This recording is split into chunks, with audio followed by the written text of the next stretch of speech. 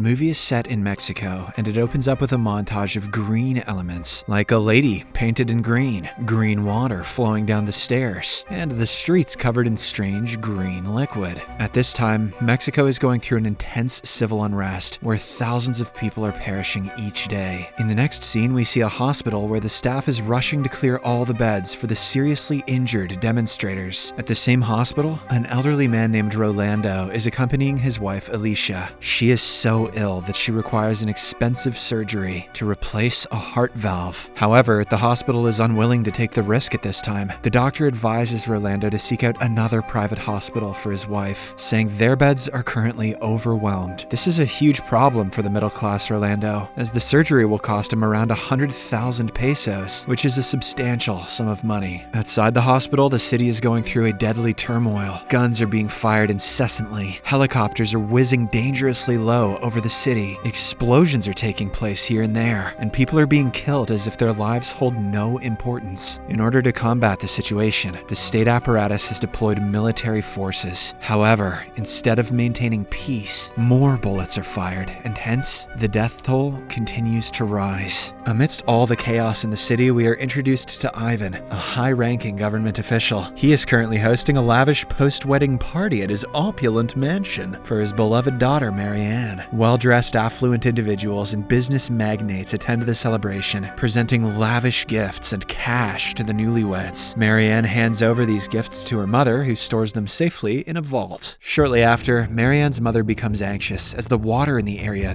turns green, indicating the onset of a rebellion. Concerned, she summons her husband, but the green color surprisingly vanishes before he arrives. Ivan then returns to the party after telling her not to worry. However, his wife remains uneasy and instructs the head waitress Marta to search for the source of the green hue. Dr. Seuss is hanging out around here somewhere. After a while, a prominent government official named Victor arrives at the party, prompting Ivan to escort his family outside to greet him. Victor informs the family that their land permit has been approved. This indicates that despite the precarious situation in the city, the rich have been getting away with all their lavish needs. Not long after, Victor becomes aware of the growing danger, so he and his family hastily depart from there. In the midst of the ongoing wedding celebration, Rolando makes his presence. It turns out he is the family's gardener. He approaches Marianne's mother humbly and begs for 200,000 pesos for his wife's emergency surgery. The woman returns to the party and asks Ivan and her son Daniel for some cash. She gathers around 35,000 pesos and hands them over to Rolando. However, the money is insufficient. Moments later, he meets Marianne and informs her of his predicament. Being the kind woman that she is, Marianne immediately decides to help him, so she summons Daniel. However, he simply hands him some more money and asks him to leave. Marianne is disappointed by this response and tries to access the safe to retrieve additional funds for Rolando, but discovers that the password has been changed. She then approaches her family members, but no one is willing to assist, causing her to become angry. Left with no other option, she brings her own credit card, but by this time, Rolando has already left. As a solution, she takes her father's driver Christian and leaves the wedding party in secret to visit Rolando's residence. A few moments later, they learn that the police have blocked the roads around her mansion in anticipation of the impending attacks. As a result of this, they are forced to take a longer route. While driving, they listen to the radio and learn that protests have taken over the streets, but the authorities have yet to respond. Back at the mansion, the family eventually gets to know that the bride has gone missing, causing them to panic. As they contact the authorities, the head waitress Marta calls her son Christian and gets to know that Marianne is with him. She asks her to immediately return to the mansion, but Marianne claims that the guests can wait. Alicia cannot. After a while, the two somehow manage to make their way to Rolando's house. Christian turns out to be the old man's nephew. Upon entering the house, he tries to contact the authorities, but the phone lines are not working. Despite the difficult circumstances, Marianne promises that she will take Alicia to the hospital. On the other hand, the protesters, who are dressed in red and green,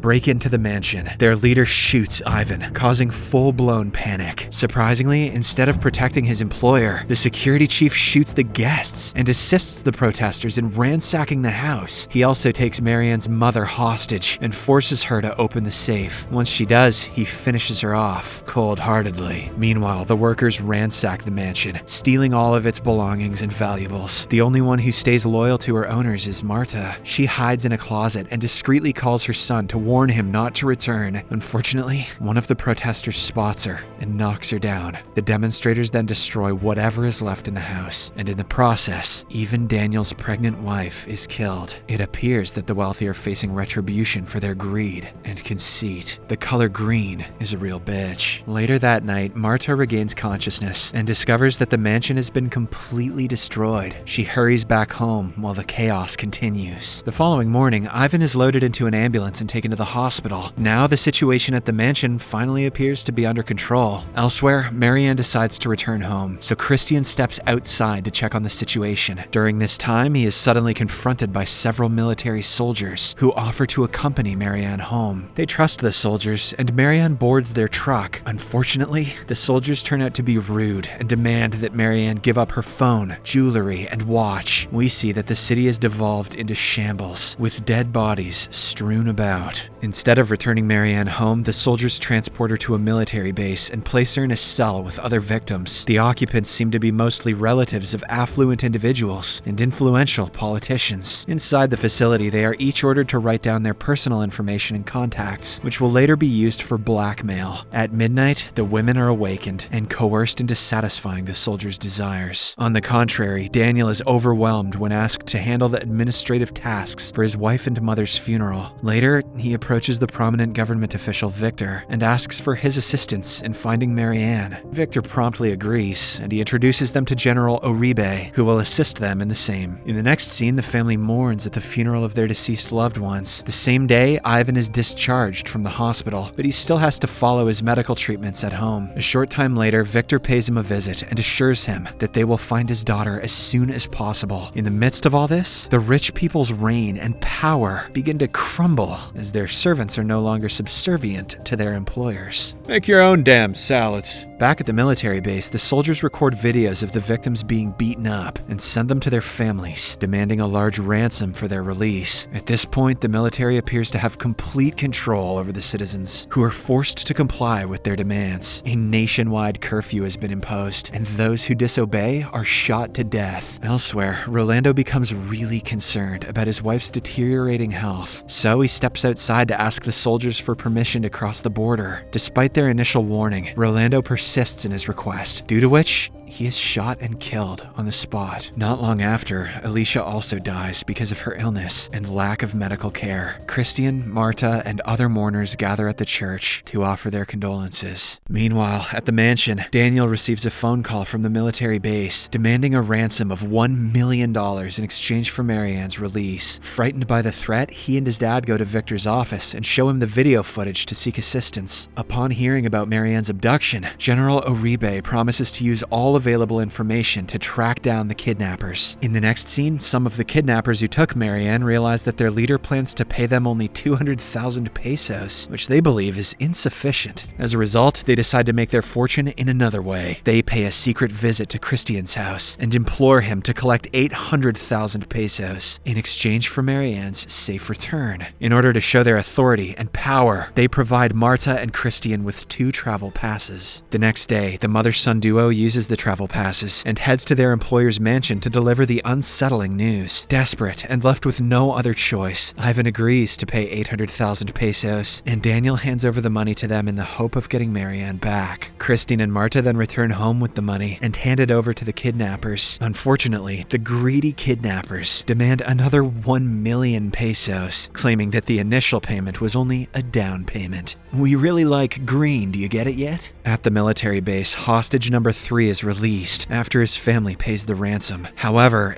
as soon as he gets out of the cell, he is heartlessly shot to death. The remaining hostages are shaken by the sound of gunfire and scream in shock. It indicates that the military is not only demanding ransom money, but also taking the lives of the hostages, making it unlikely for any of them to be reunited with the families. The following day, Kristen and Marta explain the situation to Daniel, including how the kidnappers are demanding more money. This raises suspicion, so Daniel calls Victor right away, accusing the servants of being responsible for Marianne's kidnapping. With this information, General Uribe and his team go to Christian's house and wait for the kidnappers to arrive. As soon as they do, the police apprehend them. However, Marta, who is completely innocent, is taken into custody as well. Subsequently, the police raid the military base, and Marianne is rescued and taken away in a police van. Once she is gone, both the captors and the captives are executed one after another. The police pour gasoline on the dead bodies, and a fire is ignited, making sure their traces are never found. The rescue, which was the only hope for a number of families, turned out to be a massacre. Marianne believes that she is finally safe and has been rescued, but things are not as they appear. General Uribe takes her to Christian's place, where she exchanges a look with him. Both of them are unsure of what will happen. Soon after, Marianne is shot in front of Christian, and her body is thrown in the bathroom.